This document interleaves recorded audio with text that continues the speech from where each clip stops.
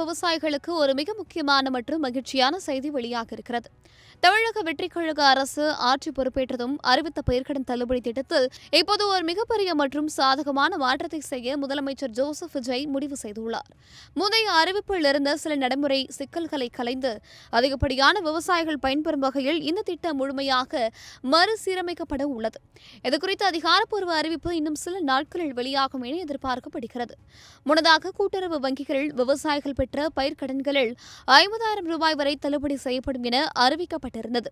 ஆனால் இந்த வரம்பு அனைத்து தரப்பு விவசாயிகளுக்கும் சமமான பலனை தராது என்றும், கடன் சுமையில் இருக்கும் பல விவசாயிகளுக்கு இது போதுமானதாக இருக்காது என்றும் பல்வேறு விவசாய சங்கங்களிடமிருந்து கோரிக்கைகள் எழுந்தன. விவசாயிகளின் இந்த நியாயமான கோரிக்கைகளை தீவிரமாக பரிசீலித்த முதலமைச்சர் ஜோசப் விஜய் பழைய அறிவிப்பை ரத்து செய்துவிட்டு கூடுதல் பலன்களை கொண்ட புதிய திட்டத்தை கொண்டுவர அதிகாரிகளுக்கு அதிரடி உத்தரவை பிறப்பித்துள்ளார். ஃபுல் மூன் சேல் காலை 9 மணியிலிருந்து இரவு 12 மணி வரை மே 31 ஒரு நாள் மட்டும்.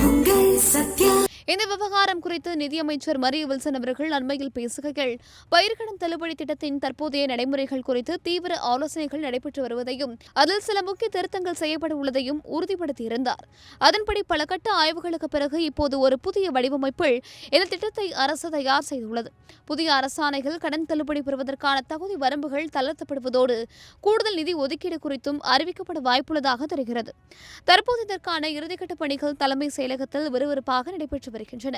புதிய அரசாணை மற்றும் அதற்கான வழிகாட்டு நெறிமுறைகள் இன்னும் ஒரு வாரத்திற்குள் அதிகாரப்பூர்வமாக வெளியிடப்படலாம் என்று தலைமை செயலக வட்டாரங்கள் தெரிவிக்கின்றன. முந்தைய திட்டத்தில் விடுபட்ட தகுதியுள்ள விவசாயிகள் அனைவருக்கும் இதில் முன்னுரிமை அளிக்கப்பட வேண்டும் என்பதில் முதலமைச்சர் உறுதியாக உள்ளார். விவசாயிகளின் வாழ்வாதாரத்தை மேம்படுத்துவதே இந்த அரசின் முதன்மையான நோக்கம் என்பதில் இந்த புதிய அறிவிப்பு தமிழக விவசாயிகள் மத்தியில் ஒரு மிகப்பெரிய நம்பிக்கையை ஏற்படுத்தியிருக்கிறது.